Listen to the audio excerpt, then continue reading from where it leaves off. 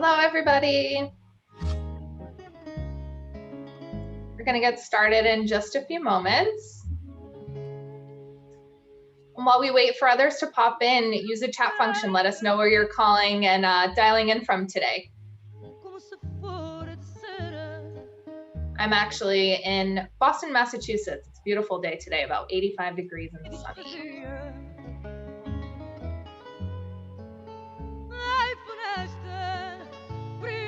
All right. Barbara from Vegas, welcome. Wisconsin, North Virginia, California, Florida, Marion in North Carolina, welcome.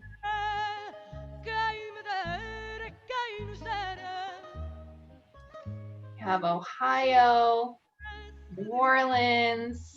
Oh, and we have Canada. Hello. Clemson, South Carolina.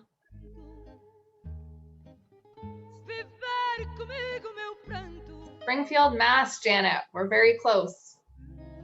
We have Austin, Texas.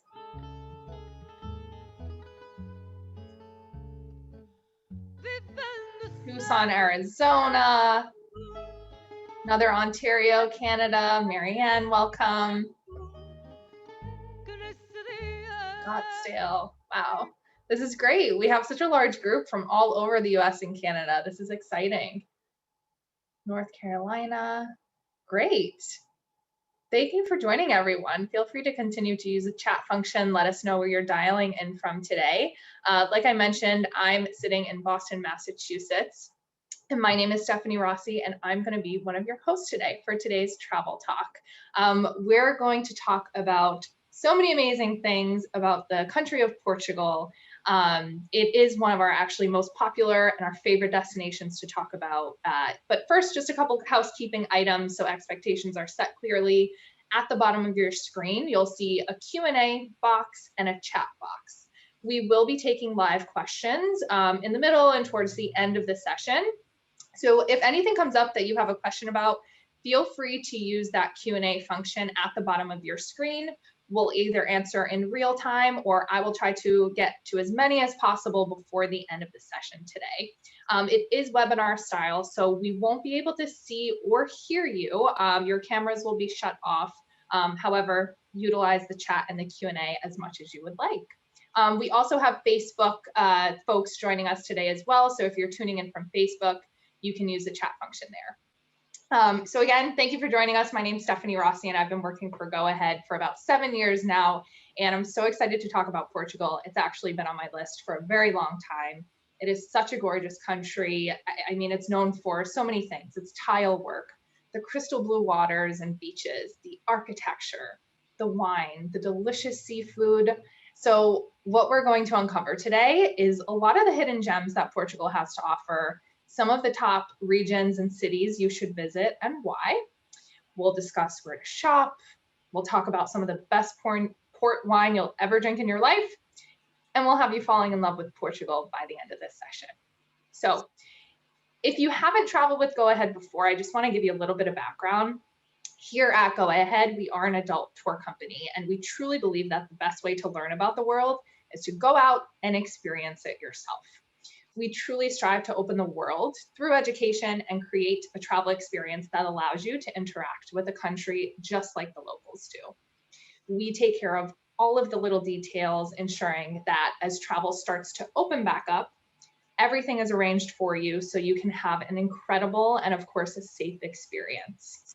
Between all of the hand-picked hotels, the on-tour transportation, the personalized flight itineraries, Go Ahead is truly cultivating a unique and unforgettable experience for our travelers. And what really brings our tours to life is, of course, our amazing, amazing tour directors and local guides. And today we are so lucky to be joined by one of the best, Leonor, our tour director in Portugal.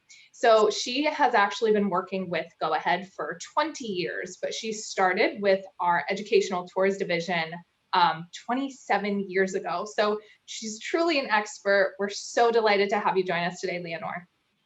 Hi. Hello from Europe. Thanks, great. And some more exciting news to share up front. What I wanted to talk to you about just quickly is that we are going to be traveling to Portugal starting in September of this year. Yes, that's right. We have dates available with a bunch of different tours that I'll dive into later on in this presentation. So again, September 2021, we'll have dates available for you. You can start booking those now if you haven't yet. And there are multiple ways that you can travel to Portugal with us. So we have a few different portfolio items. You can travel on one of our classic trips. If you're a solo traveler and you don't want to pay that solo supplement, you can join our solo only Portugal itinerary. If you're a food and wine lover like me, you can get a more culinary type experience and join one of our food and wine tours. Or we even have a faith-based tour if that interests you. So before we get into the nitty-gritty, Leonor, I would just like to hear from you just a high-level overview, if you could talk to us about the geography of Portugal. Yes, thank you, Stephanie. You know, Portugal is a country at the end of Europe, the southwesternmost point of continental Europe. That means it's in the Iberian Peninsula, right next to Spain. They both from the peninsula, but Portugal is facing the Atlantic, and the fact that it's completely facing the Atlantic has really made what it looks like a small country has made it a huge, very, very powerful country through its history. And you know, it's right above the north of Africa and at the mouth of the Mediterranean, so it has a very important role geographically speaking. But also it's the cradle of some mysterious characters like Henry the Navigator, or the vanishing Prince Sebastian, or the Nobel Prize José Saramago. So it's a fascinating country. Amazing, thanks. So let's start talking about some of the cities and the regions that are in Portugal. So one of the more famous and well-known cities is called Porto. So Leonor, I'll just hand it right back to you. Can you give us an overview of Porto? Yes, with pleasure. You know, Porto is one of the two main cities of Portugal, and it's one of my favorites, I would say. It's located at the mouth of the Douro River in the Iberian Peninsula. So it also has beaches, and it has a medieval downtown protected by the UNESCO so that it remains the same way. But what I find the most attractive thing about Porto is that it's not like a Disney-like a scenario for tourists. No, it's very real. It has the beauty of the wealth and power of Portugal, but also the decadence of losing that power. So it's kind of this very real feeling of the city. Also, if you see in this picture, I really like this picture because it shows the facades. It's the Cais da Ribeira, which is on the very River Douro, and all the facades covered with tiles. You might wonder why tiles only in Portugal. Well, because the sea salt of the Atlantic really damages the facade of the houses. So they began to cover them with tiles to isolate them. You see, tiles were brought to Portugal by Arabs when they invaded the Muslims. And so they used to be repetitive designs and patterns. But during the 19th century in Portugal, they developed their own style. 18th, 19th century, and they began to do huge panels of historical scenes, very idealized. You can see them in Porto in the beautiful São Bento station, or you can also see them, like in this example, in the Church of the Lost Souls. I love the name of that little church. It's really, really beautiful and mysterious. So for sure, one thing you should get from Portugal is a little tile. I'll show you one. This is a reproduction of an 18th century tile that I keep at home. Yeah. You see also another typical image of the Douro River is all the bridges that are in Porto. You have 5 bridges, and one of them built by Gustav Eiffel. And so it connects one shore of Porto with the other shore, that is Villanova de Gaia. That's where they have the cellars of the famous port wine, because they used to have them there to export them. You see here, you have a beautiful photograph, because in one of our tours, for instance, in our free time afternoon, we offered the opportunity to go there and in an optional excursion, taste the wine, visit the wine cellar. And we really enjoyed that afternoon. We visit the Ferreira Cellars. Here you have the photograph. I'm very proud that we visit that one because that's completely Portuguese capital from its very origin. It was founded by a lady in the 19th century, Dona Antonia Ferreirinha, and she was one of the entrepreneurs that really pushed the market of port wine in the Douro Valley. So she was very advanced for her times. And here we have a photograph of one of our tastings there. We try some typical Portuguese cheese and sweet and dry Porto. Amazing. That sounds really good. Like Louisa said, I'm sure it's very delicious. I really want to try port wine. But a question I had for you, and a question that we've heard quite often, is that port wine is really just a dessert drink. Is that true? And Leonor, can you tell us a little bit more about that? Yes, you see, Stephanie, usually people think that it's a dessert wine or even a dessert because the most exported one is the sweet red tawny Porto. But port, just like any other wine, you have it in a very big variety from very dry white wine to rosé to different versions. There are 52 different styles of Porto. Just imagine, I'm not going to mention them all, but they are all delicious. 52 different kinds. I'll have to start sooner than I thought.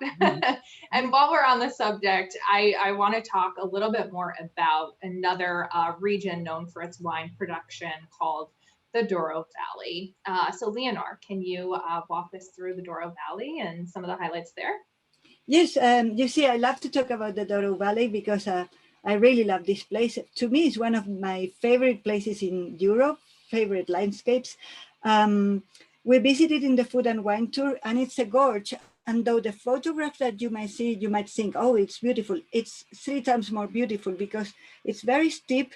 All the vineyards, you see, as they are so steep, steeper than in the pictures, there is little water that falls in the vineyard. So that makes the grapes very, very sweet.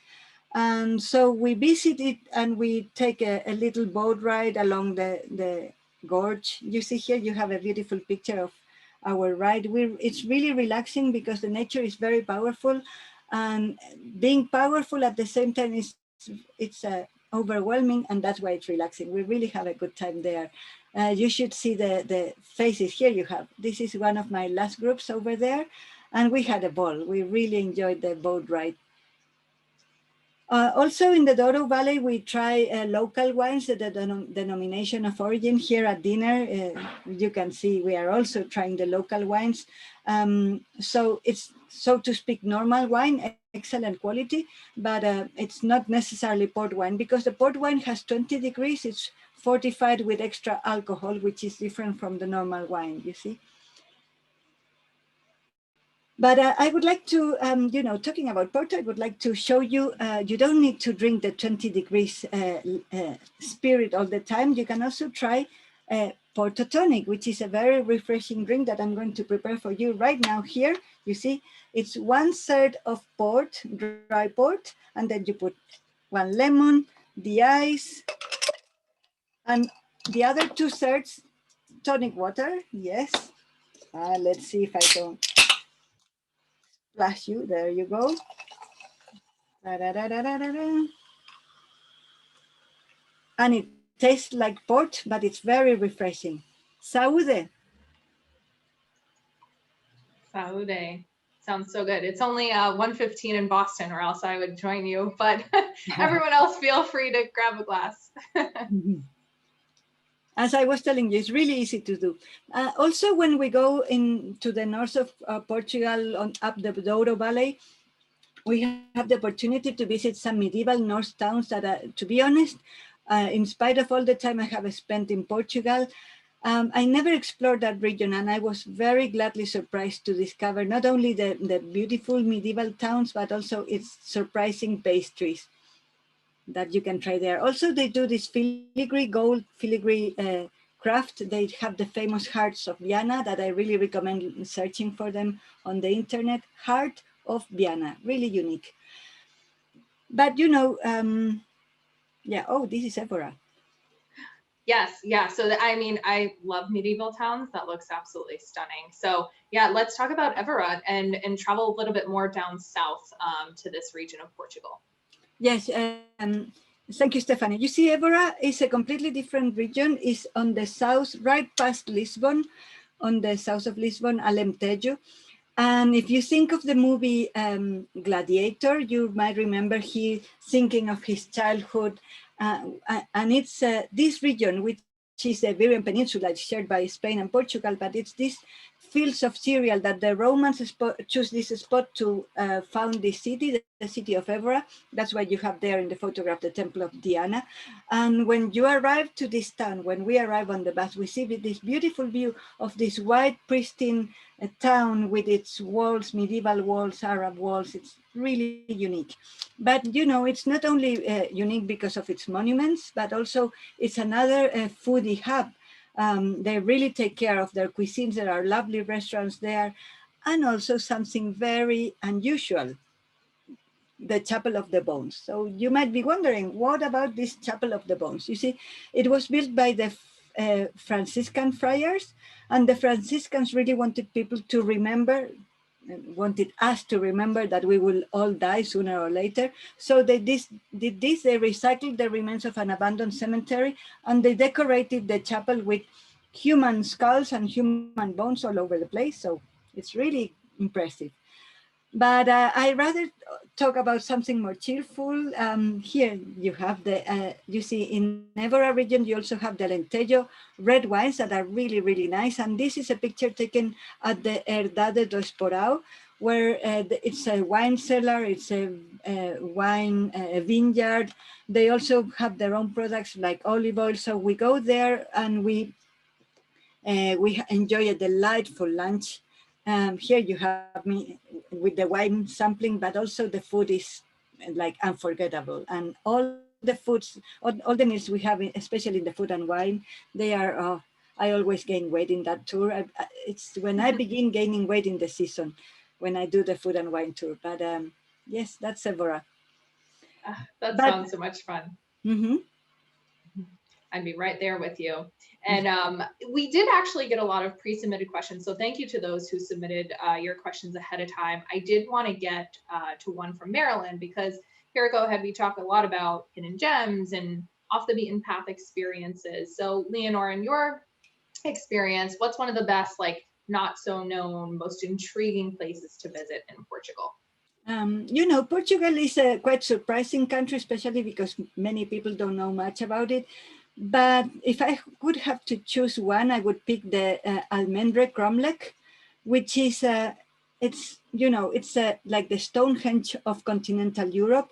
It's made by 90 megaliths, that means big stones, and it has the shape of two concentric eights, and it's 8,000 years old. 8,000 years old, yes, no mistake. And it was used for astronomical observation, they have discovered. It's oriented in the line of the summer solstice. So it was also used for religious rituals. We also do a little ritual there. I take my groups and we bring some drinks and we drink something kind of like by sunset, and it's really, really fun.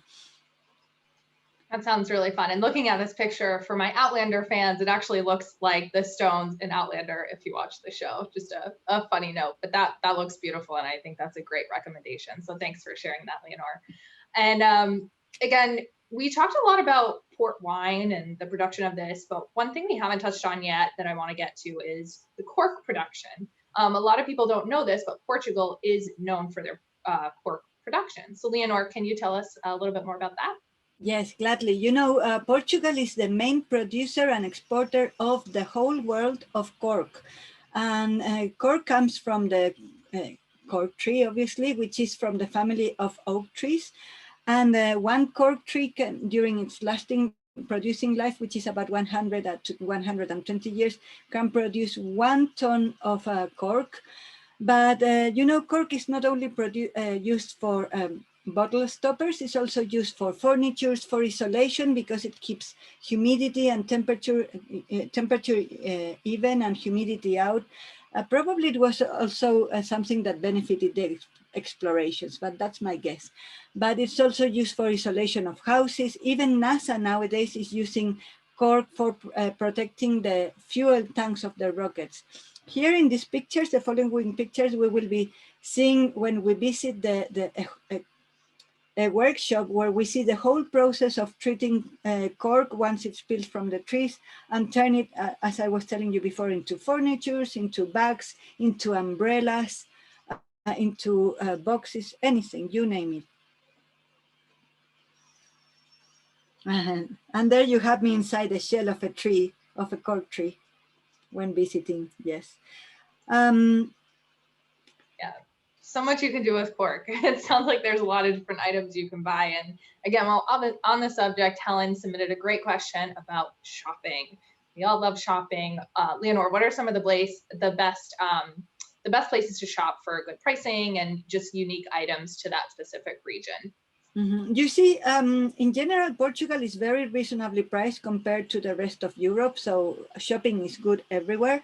But I usually tell my groups to wait until we get to Évora, because in Évora, they have the whole range and at the same time, the best prices. Here you have, for instance, this lady, that dress is made of lace cork. Yes. Also in Évora, you can find beautiful pottery and they really wrap it and ship it or wrap it for traveling by plane. Look, this is pottery that I have bought. I don't know if you can see it. I have bought in Évora. You can find tiles, all sort of goods from Portugal. You can also see there the hats that they make with cork and flowers, you name it. Amazing. And based on the chat, it seems like Geraldine has a purse made from cork that she's used for over 5 years now. So again, a lot of uses for it, lots of good shopping tips. So thanks for sharing that. Next up, again, me personally, I love the water. I love the beach. So I'm excited to bring us more towards the water, to the Algarve region. And Leonora, if you can talk to us about this specific region, that'd be great.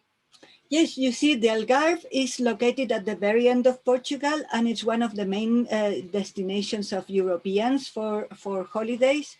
But it was chosen by the Live and Invest Overseas Index to be the best place overseas to retire in the whole world. Just imagine.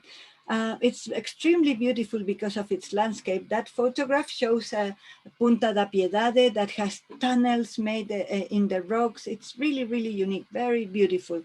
And when we go to the Algarve, we visit Lagos as well, which is the proper port where the navigators would bring. Also, there are unfortunately infamous traffic of slaves, but also we visit the old school of navigators that was founded by Henry, as I was telling, I think I told before, anyway, Henry the Navigator, who was a prince who really pushed forward for the explorations, and he made his sailors design all the shores that they would see from the boats, and that's how they designed the first maps of Africa, the Indic Ocean and beyond, the Indias and the islands of the species.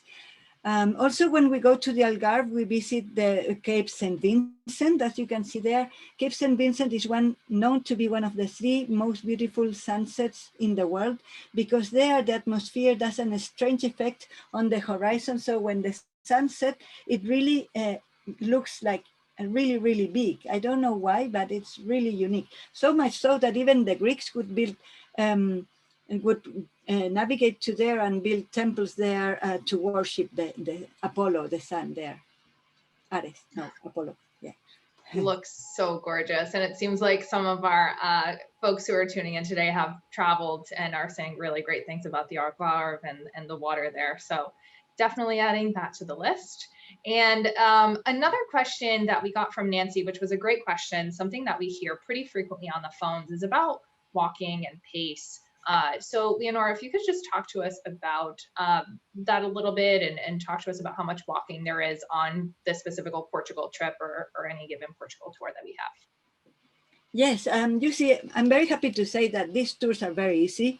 In spite of all the slopes that you might see or the cliffs, we don't go down or climbing any of them.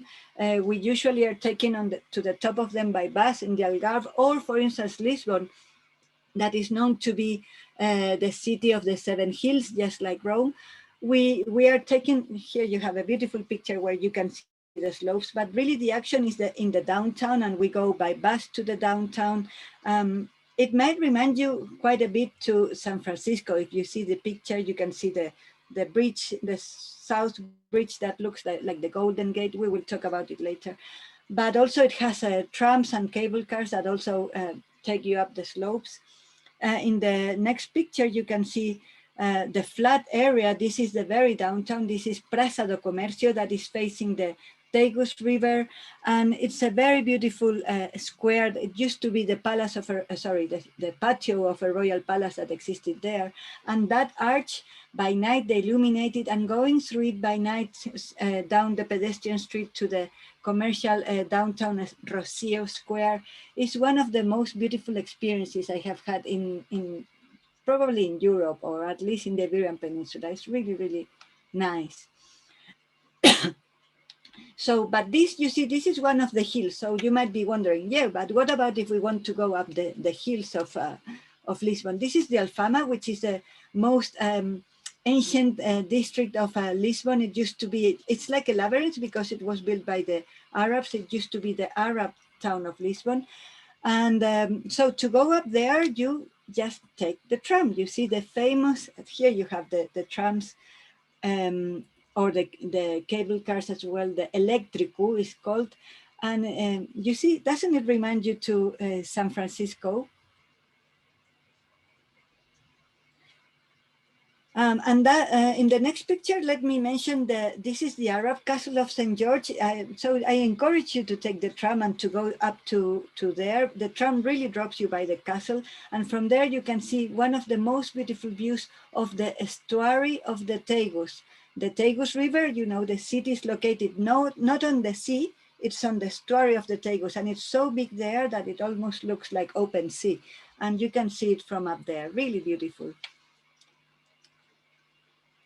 But you see, what makes this downtown area of Lisbon so elegant as well is because it was built during right after the 1755 earthquake. And I would like to tell you a little bit about that earthquake because it happened on the day of Halloween, on the 1st of November. And people were attending mass at 9 o'clock in the morning, and suddenly the earth trembled at 9 degrees Richter scale. And for instance, in this church, the Church do Carmos, the people, the roof fell over the people. So they have preserved it like this as a memoir for that disaster. The whole city was then flooded by a tsunami, and then it was destroyed by a fire. So they had to rebuild it and be born again, you see. If you see in this next slide, you can see the church on the right, the roofless church, and then you can see an elevator that takes you up there. It's a beautiful elevator, also built by Eiffel. But let me show you as well the sidewalk, the pavement of this square. This is Rocio Square, really beautiful.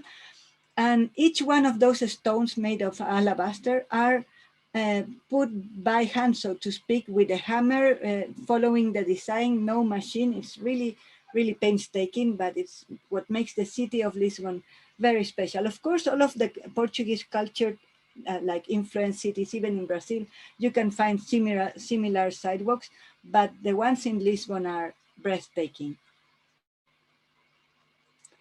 And here you have the bridge, 25th of April, or bridge to the South Bridge. And I like also to show you in this picture because it's very global. It shows how global the city of Lisbon is. In fact, you can see the Corcovado kind of reproduction Christ that was a gift of Brazil to Portugal, the motherland. But also at the bottom, you can see the Docas, which is a very avant-garde area for nightlife and for having a good time. Even John Malkovich had a discotheque around that area for several years. Then he retired and wanted to enjoy life a little more slowly, but still the disco was running at least until COVID, and it will surely open again very soon. But this photograph shows you another very iconic image of Lisbon, which is the Tower of Belém. Here is where it's supposed to, that the navigators embarked and disembarked. Of course, there are many legends related to that, but this area is called Belém. And next to it, you have a monument that if you didn't know much about the discoveries and explorations of the Portuguese, when you see this monument, you realize how important Portugal was. Imagine, between Spain and Portugal, in 1497, they split the world in two halves, blessed by the then Pope, and Portugal ran everything from the Atlantic plus Brazil to the east. All of that belonged to Portugal and the other half to Spain. So in this monument, you can see all the ones who participated in this quest for glory and for money and for God, they say. Vasco da Gama among them, who went around Africa, turned the Cape of Good Hope, crossed the Indic Ocean when nobody had navigated before from our culture, from our world. And he reached India and also the islands of the species. So he was really brave, I could say. And just opposite to this monument, you can also find the famous monastery of the Hieronymus. That is not only a beautiful Gothic monastery, but it's very unique because they incorporated many symbols of the explorations. For instance, the columns that you can see in this picture, they are stone ropes of the ships, and also the compass or the astrolabe. It's all subjects of the decoration. You can see the chains of the boats as decoration in the stone, and in there you have the grave of Vasco da Gama and some other very important person of the Portuguese history, Camões, a very important writer of these epic episodes. But you know, this area is not only beautiful and famous for its beautiful monuments, but also for these jewels, the pastries of Belém. I'm sure you've heard about them, the most famous sweet of Portugal. And the best place to eat them is this pastry that is almost 200, pastry place, sorry, 200 years old. And we make sure that you always taste it, our groups always taste them just out of the oven, crispy, hot, and a custard covered with a little bit of cinnamon or glass sugar if you like it. Of course, you cannot not to have the cinnamon, but they are really, really delicious. Hello, Diane. Wow, my mouth is literally watering. That sounds so good. And I'm sure from a 200-year-old bakery, they know their recipe. So very good insight there. Lots to do in Lisbon, of course. So now I want to get to another question from Larry. So it's a little bit more specific, but he is traveling from October 30th through November 9th, looking for some recommendations, things to do during his free time in both Porto and Lisbon. So what are your top recommendations for Larry? You see, both cities are quite important cities and really beautiful. So there are many things to do. In Porto, for instance, one of my favorite is visiting Lelo Bookshop, which is a historical bookshop. They have quite a public of book collectors, you see. So it's really unique. But also joining our port tasting is fun. In Lisbon, I would suggest exploring the Alfama or the High Quarter, El Bairro Alto, to enjoy fado music. We offer a dinner for fado music that is really beautiful. And so you can understand the mentality of Portuguese through this music and their soul and their saudade. It's a very enjoyable evening. There you have the typical Portuguese guitar made with 12 strings. Really, really nice. But don't miss my favorite ever. If I have to choose one town in Portugal, I would choose Sintra. You cannot come to Portugal and miss Sintra. Sintra is fantastic. Here you have the crown of Sintra, which is the Castle da Pena, the Castle of the Rock, that was built by an Austrian king of Portugal. And he was envious of his relatives in Bavaria, so he wanted to have something like a Neuschwanstein. So he got a German engineer to build this, incorporating a whole mixture of styles: Neo-Gothic, Neo-Romantic, Neo-Islamic, Neo-Renaissance, and that's the product. You see, really gaudy, but very beautiful. And from this castle, you can also see the view of the Riviera, of Lisbon Riviera around it. and the town of Lisbon, because you know the nobility obviously followed the king to that town, and they had all their manors and little palaces built. So the town itself is full of, there are at least 7 palaces down there, and we enjoy some free time there. And then we continue on that excursion to the Lisbon Riviera. Here you have the view of the Riviera, very nice. And we stop in Cascais, that's the downtown of Cascais. And in Cascais, we have the opportunity to enjoy like lunch on our own. I really recommend the seafood market of the town, which is like an open air market, and you can enjoy your lunch there. This is a photograph of the relaxed seaside resort that is Cascais. So from Cascais, then we continue driving on through Estoril. Estoril was a place where the jet set and exiled nobilities and spies during the Second World War got refuge. For instance, Wallis Simpson and Edward VII, they spent a while there and in Cascais. And that's what inspired 007 books and Casino Royale, the original movie was inspired in this casino. So it's kind of fun to drive by it. And we arrived that evening to Lisbon to enjoy some more free time there. Lisbon has excellent restaurants, by the way, including at least 8 Michelin star restaurants, some of them with 2 or 3 stars. So it's really, really a fantastic city, very, very global. Amazing. Speaking of the food, I do want to get into a question sent in from Denise, but before we do that, you were talking about Sintra a little bit. Guy had wrote in a question in the chat, Leonor, about a beautiful spiral staircase that leads to the underground. He said it's supposed to be pretty spectacular. Do you know anything about that? Yes, it's a well that's located in a villa that was built by a millionaire, Paco Milloes. When he came back being rich from the Americas, he built this dream kind of a palace, and he built this well because he was into Kabbalah and all that kind of calculations and mathematics. So yes, you can visit that in your free time in Sintra. We usually not include it because climbing those stairs is kind of challenging, not for everyone, you see. Gotcha. But it is there in Sintra for you guys. So thanks for answering that, Leonor. It's called, sorry, it's called Villa da Regaleira. Great. Maybe we can write that in the chat for you all later. Perfect. Okay, now back to my favorite subject, the food. Thank you for asking this question, Denise. What foods should we be trying in Portugal, Leonor? If you could get a little bit more specific with that, please. Well, we already talked about the pastry of Belém, but you know, Portugal cuisine is very different from the rest of Europe because they incorporated the spices from Asia. So even samosa, the Indian samosa, they do their own version. But here in this picture, we see the typical dish of Lisbon, which is Lisbon Sardines, that they usually cook on the beach, and they are huge in Lisbon. They can be up to this size, depending on the season. Also, they have the famous House of Sardines in Rocio Square, where they sell the canned ones, but they are not just any canned sardines. They are top quality in the whole world.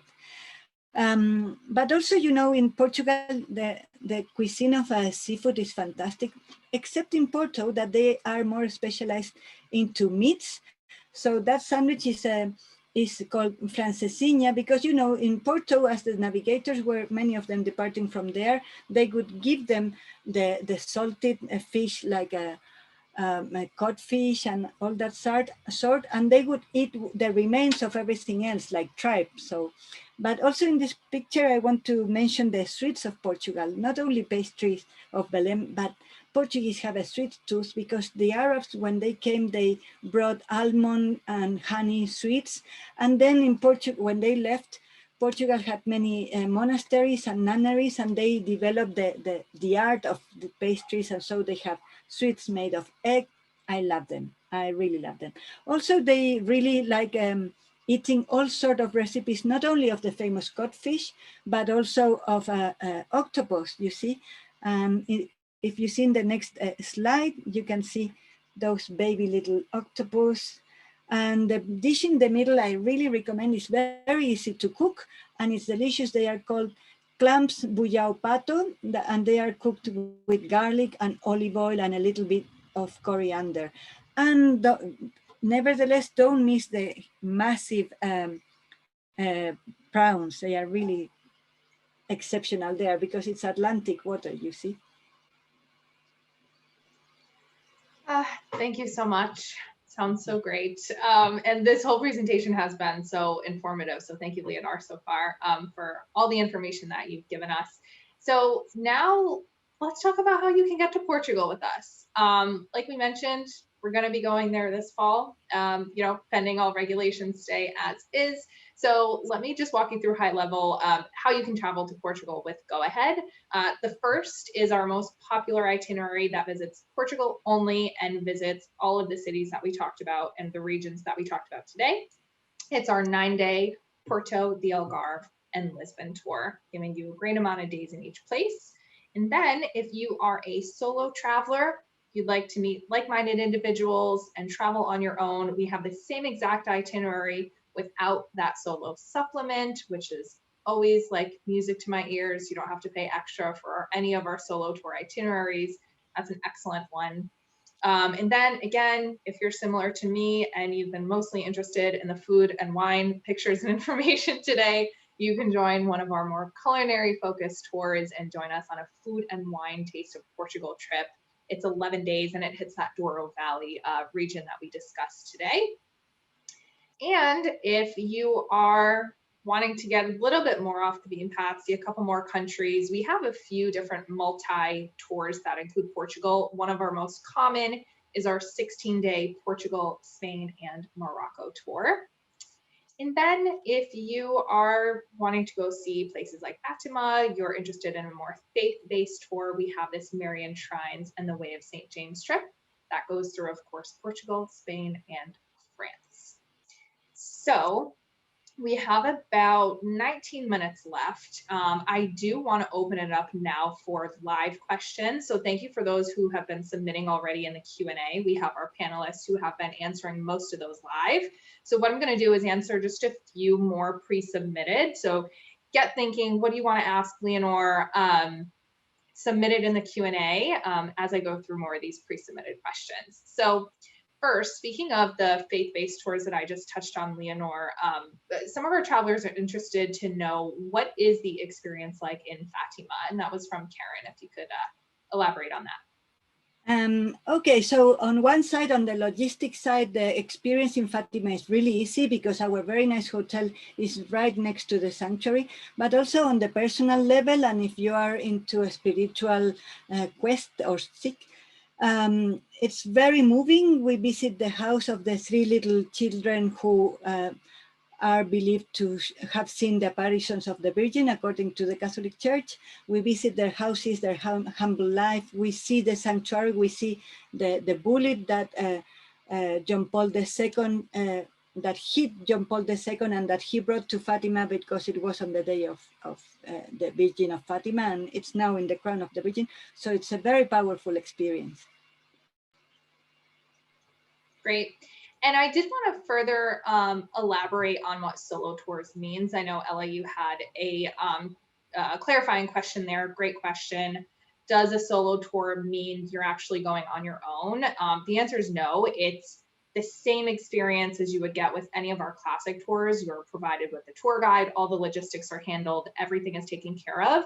The only difference is that we just offer it for solo people. So if you're traveling on your own, or maybe you have one other friend, but we only offer solo rooms. Normally that comes with an additional cost. If you were to go on a classic tour, it is eliminated on our solo tour portfolio. So I hope that clears up your question there. Can I add something about that? Yeah, of course. Yeah, very briefly, I just led a tour through Spain, and we had like half of the tour was solo travelers, and it was a great opportunity for all of them to make new friends. They had a ball. If you look on Instagram for the pictures, they had more fun than they would have never imagined, because being solo gives you the opportunity to meet new people, you see.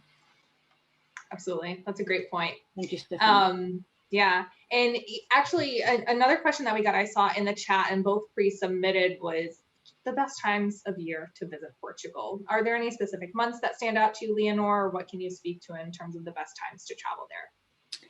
You see, the good thing, one of the good things about Portugal is being by the sea makes the weather very even. So never extreme cold or extreme heat.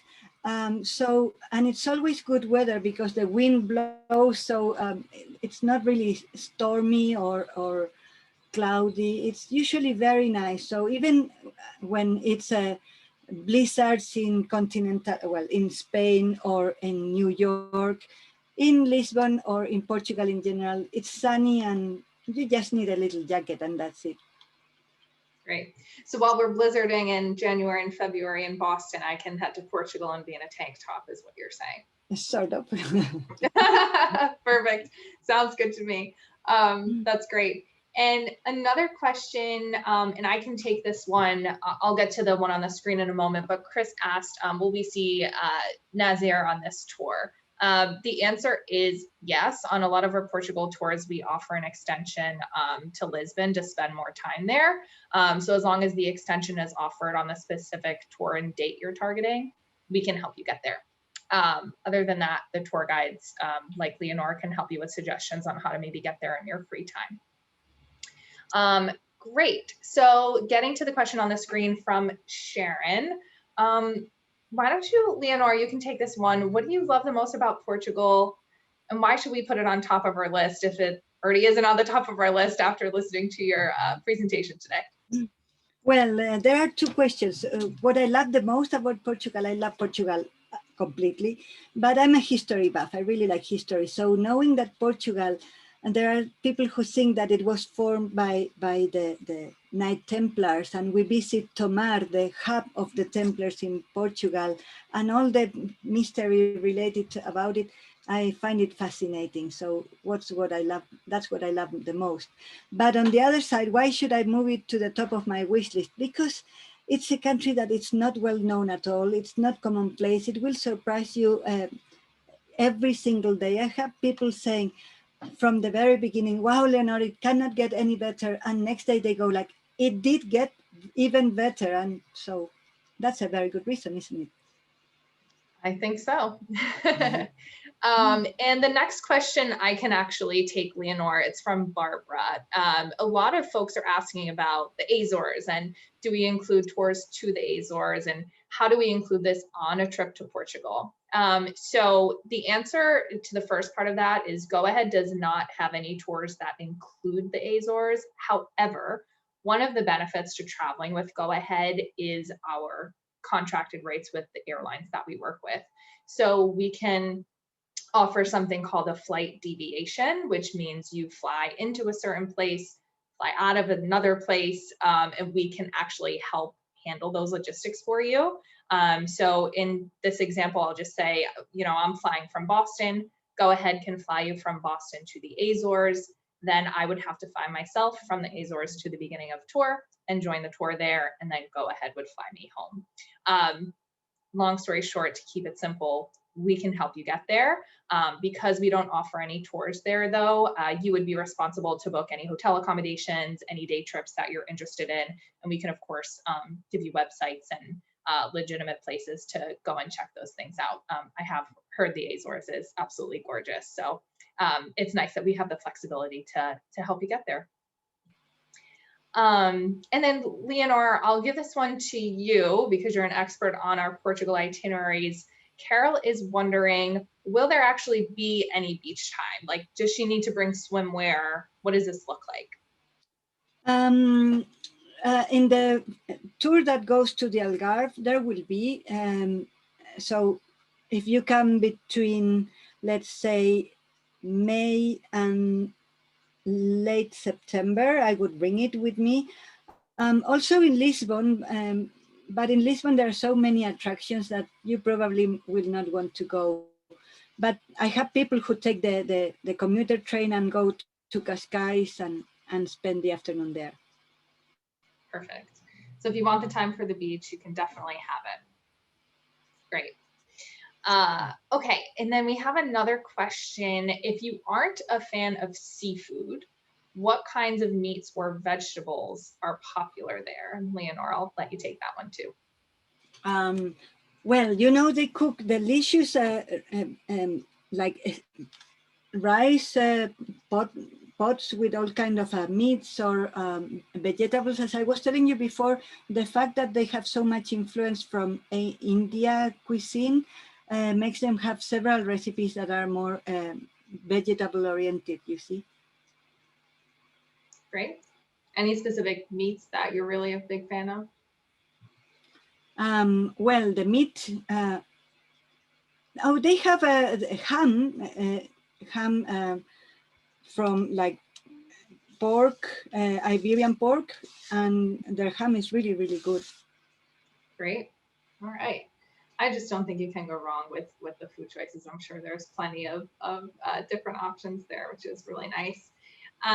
Okay, and we have another question from Richard. So he's wondering if you could just pick one, Leonor, place that's a little bit out of the way that you should really go visit during a free day. Where would that be? What would you choose? There is a place called Óbidos that is not too far from Lisbon. It's about 1.5 hours. In fact, we do have in one of the extensions, we go to Óbidos to visit, but you can also go on your own. And it's a lovely, lovely little town that was a gift from one king to his wife. And it's a fortress, beautiful town, Óbidos, really nice. Óbidos, beautiful, thank you. Great. Another question from Mary Ellen. It looks like she's taking a private tour next year. That's wonderful. They are doing the extension with the optional excursions. And she's wondering, Leonor, if you've ever taken a group to stop at Cabo de Roca on the way to from Sintra. Have you done that before? I've been on my own, but usually it's not on the way from Sintra. Nevertheless, and this you might correct me, Stephanie, if it's a private tour, that can be accommodated easily because it's sort of near the way from Sintra to Cascais. So we do certainly stop and take a picture from below. So it's that close, you see. Yep. So Mary Ellen, that's a great point, Leonor. Mary Ellen, I would talk to your account manager and your tour consultant, let them know that you want that to be a stop, and we can easily accommodate that for you since it's a private group departure, which is great. Mm-hmm. Okay, another question from Sandy. Are there any days that we spend extended time on the bus going from town to town? And if you could just speak to the longest amount of bus time on any given day, that would be helpful. You know, that's another advantage of Portugal, that the distances are not too long. So I would say the longest one we do would be from Porto to Évora, and that's about 3 hours. That compared to other destinations is quite little. And we also break it in the middle with a stop. So it's very enjoyable. Okay. It goes very fast. Great. That's good to know. Okay, and then another question, Leonor, is from Gloria. Are there local art museums or favorite artistic views from your point of view? Oh, yes. For instance, in Porto, you have the Contemporary Art Museum that is excellent, the collection there. Also in Cascais, you have, and in Lisbon, you have Paula Rego, which is a contemporary artist. She developed the art of tapestry, but in a modern way. She took it to another level, and she has some interesting museums, both in Cascais and Lisbon. Just to mention a few examples. Also, the Guggenheim Museum, Guggenheim Foundation in Lisbon is to die for. He was a millionaire, Armenian. He was called Mr. 5% because he discovered sorry, I have to talk about this because he discovered the petroleum wells in Middle East, and he sold them to BP and other people, and he got 5% from every exploitation of petrol. So with that money, he founded this fantastic foundation in Lisbon. There you go. Amazing. Great suggestions. Thank you. And we had another question from Donna asking, what is the currency? Oh, that's easy. It's euro. Euro, just like in all of like European Union Euroland territory. Yes, so it's easy. Great, easy enough. And we have Helen asking a question about what the experience is like on the Portugal, Spain, and Morocco tour. Have you run that one, Leonor, and can you speak to that? Oh, I have run it many times, many times. First of all, it's very beautiful and it's completely connected. It makes whole sense because, you know, the Arabs invaded Portugal and Spain in the 9th century. So, sorry, 8th century. So the history of the three countries is quite intertwined. And at the same time, it's really cool. It's an adventure. If you have an adventurous soul, you will have a great time. We cross the Strait of Gibraltar, we see Gibraltar, and we visit 3 very different countries. Now, I just like to warn that we are not visiting an Arab country like Doha or the Emirates. It's not a wealthy country. It's very beautiful, many beautiful monuments, but it's very real. You see, we will see also poverty. And if you're prepared for that, you will enjoy all the beauty that it has to offer. Moroccans are super welcoming, and I love to do that too. All right. Sorry, my Wi-Fi cut out there for a moment. I apologize. Thanks for that explanation, Leonor. Great. So we have time for a couple more questions here, specifically about solo travel. So we have Teresa wondering if we will match her up with other solo people, or do I just need to plan to travel solo? So the answer to that, I can take this one. We do not do any roommate matching. So if you join a solo tour, you will have your own private room, your own private bathroom, the entirety of the trip. You will be joining a group of people. So again, you're not traveling on your own. You'll be joining a group of other solo travelers, again, with that tour guide, with all the hotels taken care of for you, everything all set logistics wise, but no roommate matching. But it is a fantastic way to meet people. I personally ran a webinar a couple months ago specifically about solo travel. So I would recommend if you have the time to watch that recording. We record all of our webinars. It's really helpful and gets pretty granular into our solo tour portfolio.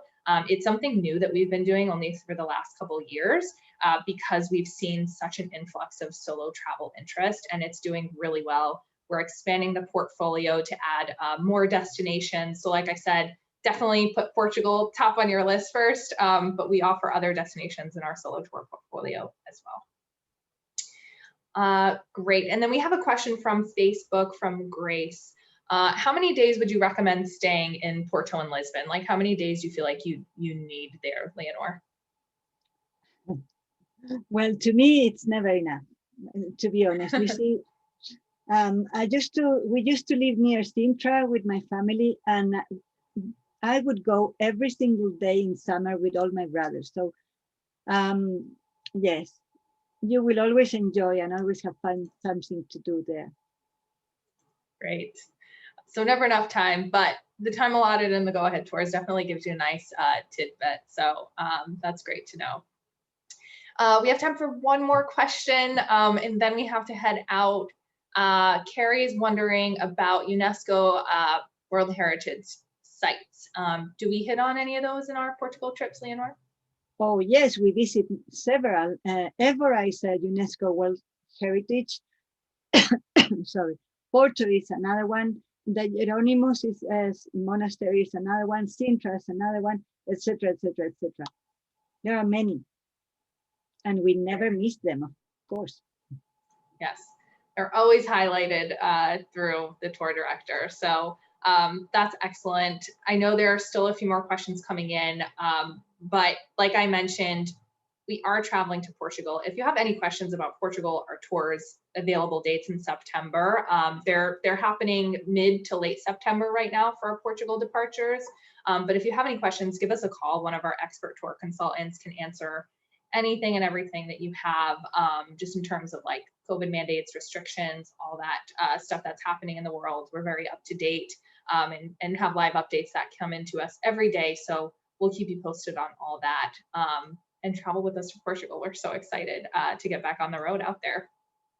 And if you enjoyed today's session, again, thank you for spending the time with us. We really appreciate it. Join us on most Tuesdays. We're going to be highlighting Kenya next, which is also exciting. We just sent our first departure out a few weeks ago. They just got home. They saw so many animals. I couldn't believe some of the photos. Join us to learn more about Kenya on August 3rd. On August 10th, we're going to be talking about Eastern Europe, Vienna, Budapest, and Prague. And then we're going to be highlighting Israel at the end of the month. So thank you again. We appreciate you. We hope to see you on the road soon and hope you have a fantastic week. Bye. Bye-bye.